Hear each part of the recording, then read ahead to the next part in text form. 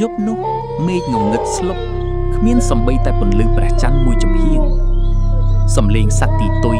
យំកងរំពងពេញព្រៃក្បែរភូមិបង្កើតបានជាបរិយាកាសដ៏គួរឲ្យព្រឺក្បាលសុកដែលជាយុវជនម្នាក់ក្នុងភូមិបានធ្វើដំណើរត្រឡប់មកពីមើលការខុសត្រូវស្រែចម្ការវិញទាំងជប់អាត្រាតម្នាក់ឯងនៅលើផ្លូវដីហុយដ៏ស្ងាត់ជ្រងំខណៈពេលកំពុងដើរសុកស្រាប់តែធំក្លិនឆ្អាបប្លែកមួយអណ្ដែតតាមខ្យល់វាដិតខ្លាំងរហូតធ្វើឲ្យគេចង់ក្អួតភ្លាមនោះភ្នែករបស់គេក៏ក្រឡេកទៅឃើញពន្លឺពណ៌ខៀវស្រងាត់មួយហោះវិវុកនៅចន្លោះដើមចេកក្បែររបងផ្ទះវស្សានុទានចាស់មួយដែលគេបោះបង់ចោលតើពន្លឺស្អីនោះសុកគិតក្នុងចិត្តទាំងភ័យអស់ដោយសារតែភាពចង់ដឹងចង់ឃើញសុកក៏សម្រេចចិត្តដើរថ្នមសម្ដៅទៅរកពន្លឺនោះកាន់តែដើរជួសទៅចិត្តក្លិនឆ្អាបឈាមក៏កាន់តែខ្លាំងឡើងនៅពេលដែលគេអឺតក្បាលតាមចន្លោះមែកឈើទៅ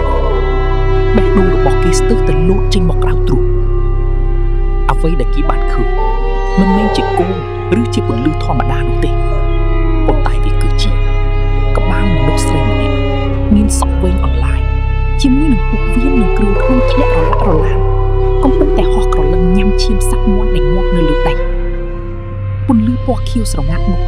គឺជះចេញពីដុំថ្លើមរបស់វាផ្ទាល់តែម្ដងភ្នែករបស់វាឡើងក្រហមច្រាលគ្មានខំបំបែកឆ្អឹងមាន់ឬសូរក្រក់សុកភ័យពេករហូតដល់ថយក្រោយទៅជន់វាឈើស្ងួតមួយបាក់ឬសូរប្រាសំឡេងនោះបានធ្វើឲ្យក្បាលក្បួនអាប់នោះងាកមកភ្លាមមុខរបស់វាខ្មៅរោមដុំបៅហូរខ្ទុះហើយវាបានសម្លឹងចំភ្នែករបស់សុកវាបញ្ចេញសំឡេងសើចក្រឡគួរឲ្យខ្លាចរួចហោះសំដៅមករកសុកយ៉ាងលឿនសុកវិញរបស់វាបក់ដូចជាសុកលេងគិតអ្វីទាំងអស់